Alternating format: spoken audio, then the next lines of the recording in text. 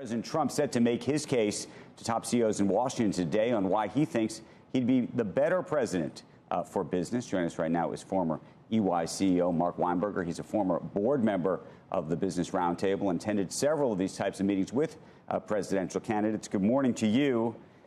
I'm so curious about just how you think the winds have blown inside the world of business today, Mark, and how they're thinking about former President Trump today and the possibility that he may be president tomorrow.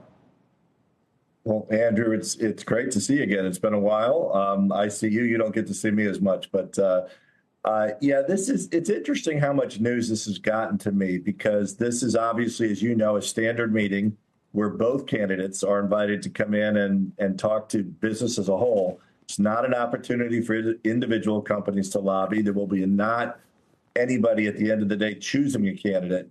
It begins the dialogue to have input into the platforms that the campaigns will have, which will be the blueprint for how they run in the first 100 days of the next administration and what policies they will have. And it's the great dialogue. Jeff Zients will be there, of course, in addition to Trump. And, he's a well-respected business guy who's going to have to answer a lot of questions as well. So what I found, it's one of the few things I miss about still, not being a CEO, having this opportunity to really have input, but let them ask us questions and really get a good discussion going about the economy, regulations, competitive nature of what's going on, the effect of the policies will have on the businesses and on the clients and the employees in that room. So, Mark, you were on some of the committees, advisory committees that worked with former President Trump when he was the president. And then, as you know, many of those CEOs walked away from being part of those advisory committees, frustrated with some of the things he said around Charlottesville and other things.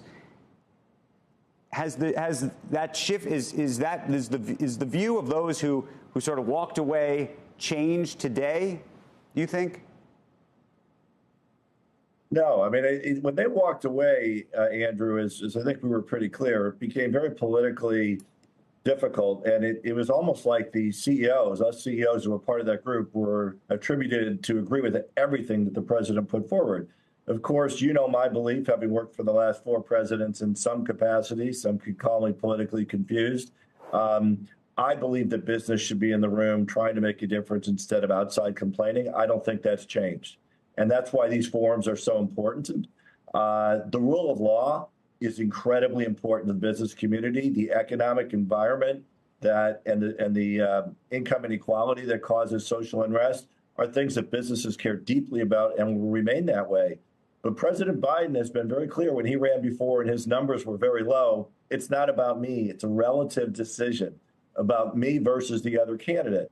And I think what's going to happen, Andrew, is what the BRT members will do is ask the president, what are your policies going to be on tax reform, on regulation, on trade, on AI, and a whole bunch of other issues, and compare that to what Jeff Zients says, and then have a better informed decision. And I think that will determine where the policies will be that the BRT will support or not the candidates. They will not choose a candidate full stop. That's not what they're meant to do. But who do you think right now business is supporting? I know lots of people in business. I sit on 4 public boards. I talk to my colleagues there. There's no one answer to that, just like there's no one answer to who journalists support or one answer to who, the middle American support, or we look at the minority groups.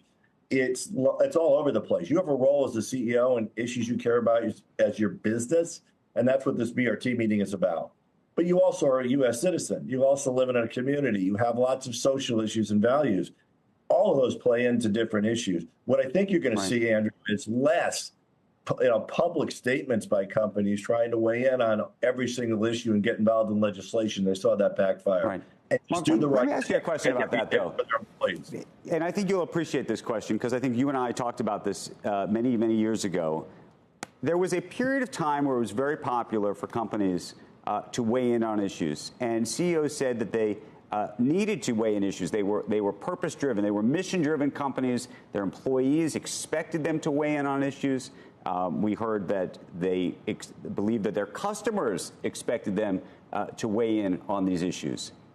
And it was only when I would argue to you that a number of red states typically started to push back on that by threatening the companies and their businesses, the actual economics of their businesses, not the customers threatening their businesses directly necessarily, though I think actually Budweiser is probably one example where that was the case. But there was a real shift when it became clear that certain pension funds in certain states where corporations do business with the state in some way or another, were going to push back in a different way. And so I'm very curious what you think of that effect, and if you believe the way I've even framed it is right. Well, I think that you're right that there's less interest and desire because of the immediate social media and 24-hour news cycle, and frankly, the echo chambers and the way any CEO's comments can be interpreted in 100 different ways overnight. And then you're on the defensive, that CEOs are generally are more reticent to not speak on some of these issues. But frankly, CEOs should always talk about what's important to their values and their employees, and should talk to their employees and do the right thing. What I think happened, Andrew, is we got into a marketing contest about who could be more ESG, who can do more good and say they're doing more things. And then they realized there's a plus and minus to that, because like America, every company is also split down the middle in terms of what their employees believe. And you get caught listening to the very, very loud voices sometimes, and not the majority of people who want us to focus on the issues that are core to who you are as a company. And I think sometimes business lost that focus. I think the whole stakeholder capitalism approach, though, that the BRT came up with back when I was there and worked with Jamie Dimon, who was the chairman, and Josh and Mary Barra and Alex Sikorsky, I think that's still very, very real. They may not talk about it publicly as much, Andrew, but are absolutely implementing all those policies in business.